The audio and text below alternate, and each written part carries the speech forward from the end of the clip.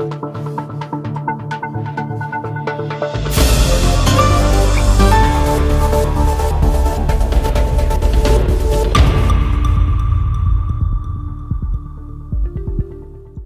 Ellis County, Kevin Crouch here, and I want to bring you this segment of the Tuesday Tips with Jennifer Dunn from the National Weather Service. She is a very hardworking employee out there. I love reading her area forecast discussions and the different things that she contributes out there. And I can tell you, at least from my perspective, from what I see, I think Fort Worth is one of the hardest working offices in the country, just in terms of when I've looked at other offices. It really seems like you guys are just, working absolutely to the grind every day. Whether it's a busy weather day or not, you guys are putting out great graphics and you're putting out great information and that kind of thing. I saw one, I think there was one in California or something like that, where I think there was like two graphics and it was really standard stuff. And it was just like, there might be rain. We don't know. And I'm like, well, give me more than that. I was checking on some family that was out there. They were asking me, what's going on? And I'm like, I don't know. That's kind of outside of my jurisdiction, but let me go, see. But Jennifer, I appreciate you being with us and appreciate of course, all the hard work that you guys do out there. Thank you so much. We have a great dedicated team of forecasters out here, and they can bring a lot of creativity to the forecast, but we know that we have to make it easy for people to understand the forecast too. We have to kind of meet them where they can best absorb and understand and make the decisions for themselves of what they need to do with regards to the weather. So while it's one of many tasks that we do, we recognize how we communicate it is an important part of actually having a good forecast. Because if you have a good forecast and you're not able to share that or effectively share that where people can make critical decisions, then you really got to work to improve on that. So we focused on that a lot over the last couple of years. So I appreciate that feedback. I'm glad we're meeting people hopefully where they need to be with the forecast. I know it makes it easier for me because those graphics sometimes I'll see what you guys post and I'll think I couldn't do it any better than that. So I'll just, post what you guys have done. And one of the things that came out of this is being filmed the morning after the virtual Skywarn class. One of the things that came out of that was that when the quiz came up of like, what do you do when there's a watch or what do you do when there's a warning? One of the more common answers people gave was they text their friends and family.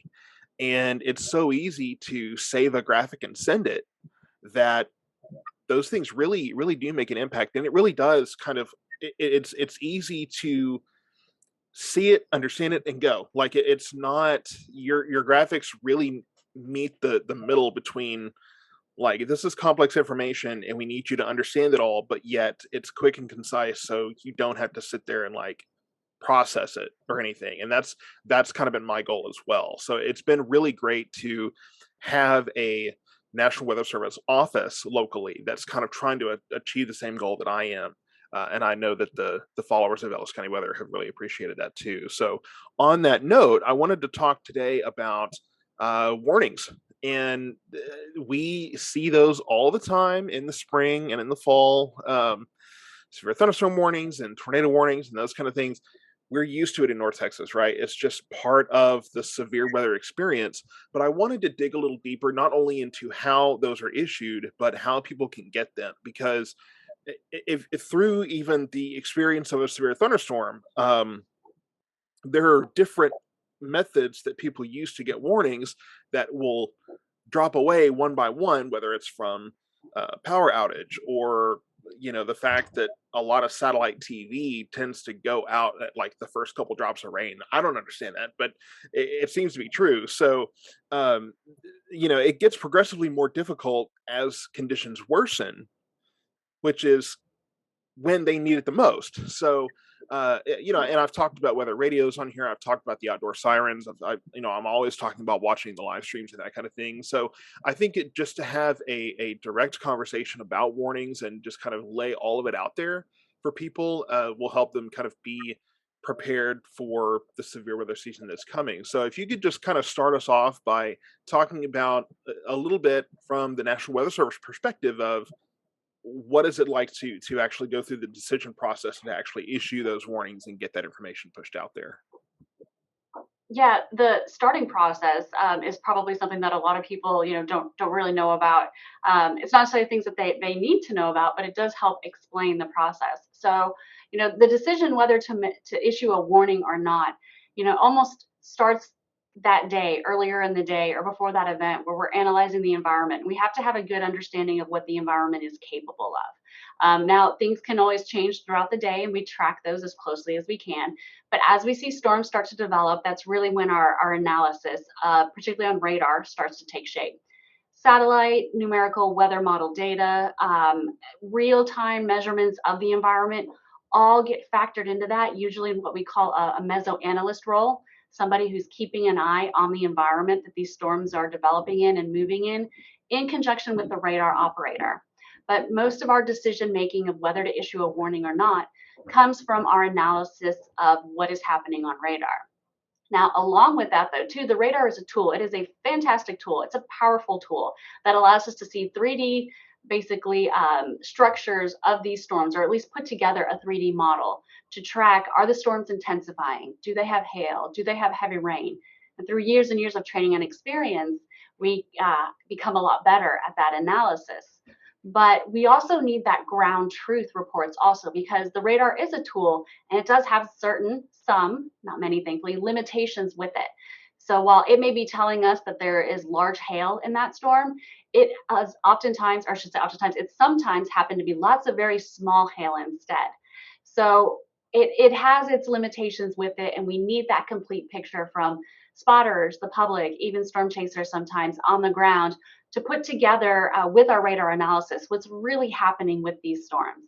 But just kind of circling back, a lot of the times as the storms get going, it is the analysis on radar that helps us make those initial decisions, and majority of the decisions, whether to issue a warning or not, and what type of warning needs to be issued. That ground truth is really important because we, for some reason, have had a weird tendency lately to have overnight storms. And I'm funny enough, I'm wearing a Storms Never Sleep shirt, uh, which feels too true recently. But we've had a lot of just night storms, and in particular, the Mhm. tornado that went through southern Waxahachie was at night. So it's hard to get ground truth when um, tornadoes can be hard to see anyway. In some cases, you got trees, you got a number of obstructions, and all these kind of things. Um, and then you're trying to like look at the right time for a lightning strike to see what's going on. So yeah, that ground truth is really important. And so, could you talk a little bit about the Skywarn desk? So last night we had the Skywarn training, right? And a lot of people were in attendance there. So, kind of talk about being in that side, because I know what it sounds like on my end, right? But what is it like being there and getting these reports in on that desk where you have storm spotters that are calling in what they're seeing? So reports during a severe weather event, or just any time, even if it's strong storms, not necessarily severe storms, they're coming in multiple methods. And so to do that, to tackle that, we do have to divide up the tasks among forecasters. Two different types of communicators: one that's maybe answering the phones, another that's communicating with amateur radio operators, and then another that's monitoring social media as they are available to. And so we're taking all that reports, and a lot of times we'll do a quick QC of the person that takes in the report, like, does this make sense? Is this in the right part of the storm? Is it possible this is a false report, or the timing is off on it? And then we'll make sure to pass that information over to the radar operator, or operators, if we have to have more than one on a bigger event. And they're using that information to process in their additional kind of thoughts about warnings, warning decision. Do they need to adjust the hail size up? Do they need to watch this area for increased rotation, or take a look at that storm if we're suddenly getting reports of a rotating wall cloud, especially, which is important when you are farther away from the radar. Ellis County has pretty good coverage down in the lower levels, but Counties to the east and south of there, the radar beam is a little bit higher and oftentimes is not reaching those lower levels of the storm. So reports like that that are coming in can help us make adjustments to our warning process there, our warning decisions. So we have multiple people that are receiving these reports and logging them and making sure that they're getting passed on to the correct people in the operations as well to help with those decisions during the event. Perfect. Well, I know that it's got to be a little bit of sensory overload in that room when so much is happening. So many things are happening. Well, I know just for me, with on average like 5 or 6 screens going, sometimes it's just mind blowing. And I know that you guys are communicating with media partners and community partners and all these people, and it's just so much of it is just a team effort, and it takes every link in the chain, doing what you got to do in order to keep people informed and make sure that they're safe, and make sure that people like myself that are trying to communicate all of that have as much information as possible. And it definitely, I couldn't do what I do without every step of the way. The everybody taking that seriously and doing things to the best of their knowledge. Now, so you've issued the warning. You've determined that there is reason for a warning, whether it be a severe thunderstorm warning, a flash flood warning, a tornado warning, these kind of things. So, what means do people need to have prepared to get those warnings? Most people want to be interrupted, right? Most people want to be able to go about their daily life and be able to be told, now I need to pay attention. Now, Ellis County Weather, I think, has, as far as this community, been able to get people to start paying attention a little earlier in that process, right? Until not waiting until the last second of, oh, there's a tornado on the way, I guess I should pay attention, right? I think we've been able to kind of grab people's attention a little earlier than that and kind of make people aware of the fact that you really do need more lead time, and the lead time is there if you use it. So, what different means do you guys recommend people have ready to get those warnings, whether they're, watching all day, kind of watching for those updates, or they want to wait until the last second and just be interrupted at go time all of a sudden, and not have to put any thought into it until that point? So, as you alluded to earlier, having multiple ways to get watch and warning information is a critical part of anybody's safety action plan or safety preparedness plan, because there can be disruptions to communication, there can be failures in technology. So, you want to have additional backup sources that you can turn to, reliable, trusted sources that you can turn to get that watch and particularly that warning information. So, the fastest means of dissemination of our warning products is going to be over Noaa All Hazards Radio, which we highly encourage everybody to have. The great thing about it is you can keep it silent to where it only turns on if there is any type of warning issued for your location. Another kind of really fastly up and coming opportunity to get that warning information is the wireless emergency alerts done through FEMA and with their collaboration with the FCC. So you can get certain severe thunderstorm, tornado, and flash flood warnings delivered directly to your mobile device as long as you have those wireless emergency alerts, especially for weather, turned on your mobile devices. They're another great opportunity to be woken up at night or when maybe you're not paying attention and have that information delivered to those who are in or very near that warning box, or what we call a polygon. So just a little bit too about the wireless emergency alerts. For any tornado warning that we issued, it will be alerted for that type of warning. For flash flood warnings, it's issued for kind of our higher end events. So there's a certain types of wording that we put in there that can trigger the wireless emergency alerts. For severe thunderstorm warnings, those are new starting last year.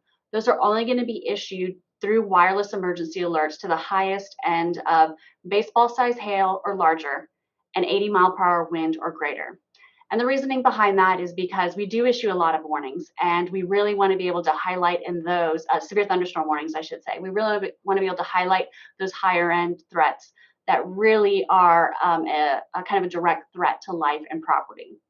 Not to say the other ones aren't, but the larger hail and the damaging downburst winds tend to do a lot more damage and can be even fatal in some cases. So for all other types of warnings or any of the other types of warnings, some other things that I would suggest is, of course, everyone's going to have their favorite, probably TV and radio or social media person that they follow. And those are great resources too, because we work very closely with all of them to help us disseminate out this information. And we have a great working relationship with our broadcast partners, some of our social media influencers around the area, but most importantly, too, with emergency management and public safety at the city and county levels. Oftentimes, those will also have automated alerts that you can subscribe to from within the county or maybe the city itself. So that's another great place to check to get that information delivered directly to you, either on a mobile device or sometimes through email also, which is probably better if you're at your computer during the day, but always having that alert on a mobile device will usually get your attention faster than that. You mentioned the outdoor warning sirens. There are another way to alert people who are outdoors and might not be paying attention that it's time to get indoors and seek more information. So the outdoor warning sirens should really be your last resort to knowing that something is happening out there. With all the other methods that we talked about, you should be getting that information a lot faster, a lot sooner, and maybe even a lot earlier, just from you being situationally aware of what's happening as we approach a weather event. Yeah, absolutely. And the outdoor sirens, we had a whole segment on that, talking about how they have a purpose, but they are at times far too relied upon, to get people's attention because I have people telling me all the time, "Well, I can't hear it in my house." And I'm going, "Well, you're not supposed to."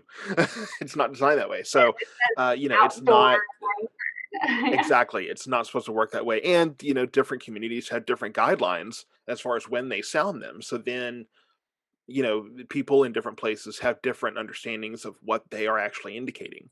Um, and on the mobile alerts, I actually went through my phone just to kind of see because I could not honestly remember where that setting is. It's been so long since I messed with it. But if you have an iPhone, and I know that's probably 50% of you, there's Androids and other kind of phones out there, but I'm sure it's pretty similar. So I went through my iPhone and in the notifications portion of that section of your settings. At the very bottom, that's annoying. Uh, at the very, very bottom, if you have a lot of apps and things, you're going to be scrolling forever. But you have government alerts, and it's Amber alerts, emergency alerts, and public safety alerts. I would just turn all of those on, make sure those are all on. I've had people ask me before why they're not getting those alerts, and I couldn't honestly tell you. You may know more than me if there's a difference between carriers or areas or whatever the case may be, but um, your iPhone, you can check that if you just go to notifications, go if it doesn't say on your smartphone at the top, government alerts, it's usually going to be it's going to say emergency alert, Amber alerts, public safety, that kind of thing. If it's not at the very top, scroll all the way to the very bottom, make sure it's there. But would you have any more information as far as why some carriers or maybe some kinds of phones may not have those alerts? So for my latest understanding, it's that everybody should pretty much, as far as carriers, should pretty much be on board with it. There might still be some slowdowns. I don't want to say slowdowns, or just some processes that are being implemented on certain carriers. But as far as I understand, most of them have it now. What the difference might be is the age of your phone. Your phone may not be upgraded enough, especially if it's several years older. Maybe let's say at least over 5, 6 years, it may not have the capability to handle that. So it might be a function of the age of your phone as well, and kind of where it is on the technology and the ability to receive that information too. But one of the biggest things maybe is that they don't have it turned on, or they expect it for every warning that's issued. And hopefully, kind of what we talked about before, it's not going to be for every warning that's issued. It should be for all tornado warnings, some higher end flash flood warnings, and then our higher end severe thunderstorm warnings. If you're wanting to get alerts for every type of warning that's issued out there, you would have to either do that through some type of county notification or city notification system, or by having Noaa All Hazards Radio, or certain weather apps have that capability where you can turn off and turn on all the different types of warnings that you want and get that information delivered to you that way too.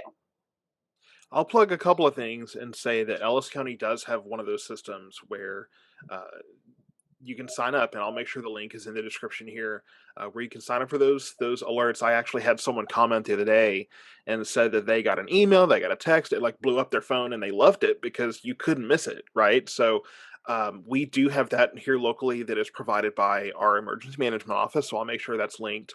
And the weather radio, you can see one over my shoulder on that side over here.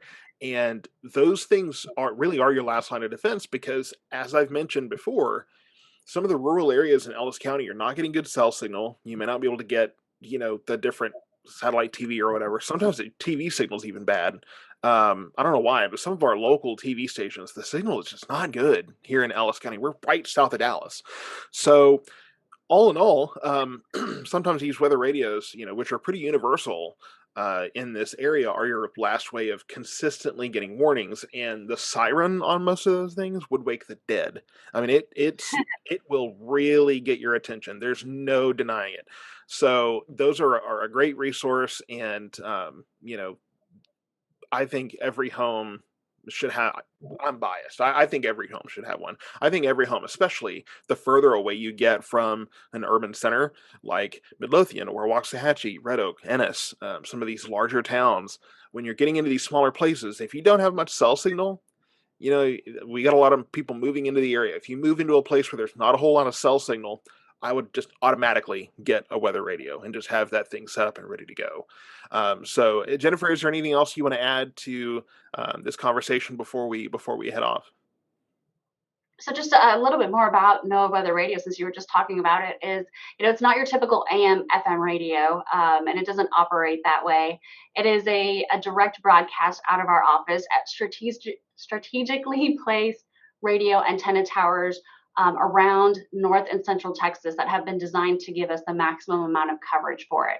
So it's operating on a completely different frequency, and the antennas are in different locations than your typical AM and FM radio stations also. So you can find them at most general home stores, hardware stores, online companies, things of that nature. And it's really a nice, usually inexpensive method, like you said, to get that warning information that will wake you up at night also. I think it's great. I meant to look that up, that Ellis County has the also notification system also. I'm a meteorologist. I have my internal notifications that I can subscribe to here through our agency, but I also subscribe to my county's notifications also. So I'm getting it doubled over that way too. Awesome. And the last thing that I'll just kind of really want to point on is that when a severe thunderstorm or tornado warning is issued, it's because we believe or know there to be a credible threat that could cause damage or worse. And so we want people to take action and then seek more information, and then maybe text and share with their family and friends to check on them, to make sure they know what's happening. And storms, like you said, come across at night a lot of times. So we want to make sure we know how to get warning information at night. And that's the time, of course, to quickly act when it is more difficult to see what's happening. Hopefully you can trust the information in the warning, knowing that we're issuing it because we believe there to be a credible threat, or we know that there's a credible threat. We want you to take action to protect yourself, your family, friends, whoever's living with you, pets, whichever you've got kind of under the roof there, or in your facility if you're a business owner who's responsible for all your employees there. Make sure that you're taking action and seeking more information, and that's really our goal, to keep the public safe from these impactful hazardous weather storms, for lack of storms. Right. And I will link below the weather radio I have here.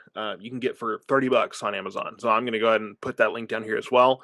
And we will have a segment coming soon about kind of the next step. Where do you go, right? So where in your home or where should you take shelter? I've had so many people tell me, well, I was watching you in the middle of Walmart or, whatever. That's terrifying, right? You're just out in the middle of daily life. And it's like, okay, well, I don't have an interior room here. What do I do? So we'll have a segment going through all of that very, very soon. And, we'll tell you about the different kinds of safe rooms and storm shelters and all that kind of good stuff too.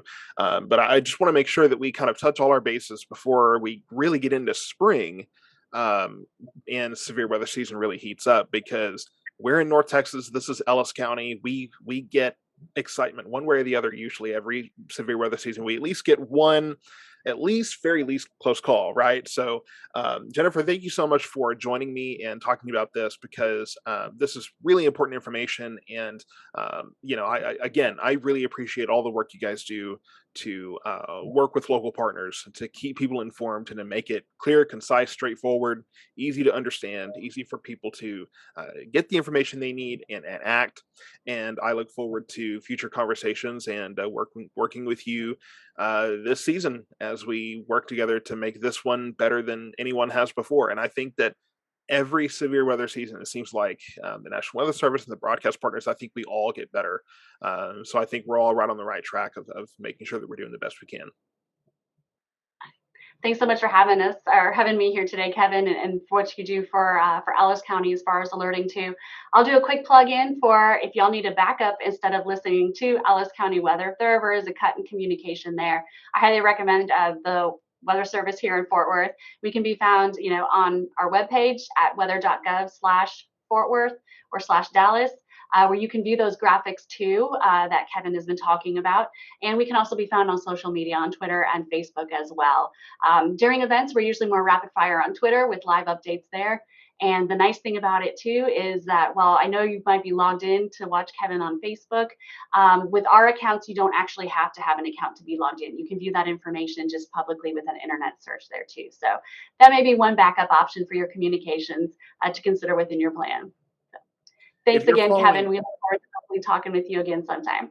absolutely, and if you're following Ellis County weather, you should be following the National Weather Service in Fort Worth just automatically. So go check those things out. The last thing I'll mention is that, and this reminded me of that, on Twitter, I have it set up to where any tweets the National Weather Service in Fort Worth sends are a push notification on my phone. So you even have that as well, and they send out those warnings, right? And they send out updates through the day. So go follow them. If you're not following on Twitter, at least go follow on Facebook. But if you do have Twitter, go follow them, set up those notifications. That's a really helpful tool as well. So thank you so much for watching. Make sure you're following elliscountyweather.com for the latest forecast information, as well as Facebook and YouTube as well, for all the latest content that we're putting out there. Thanks for watching.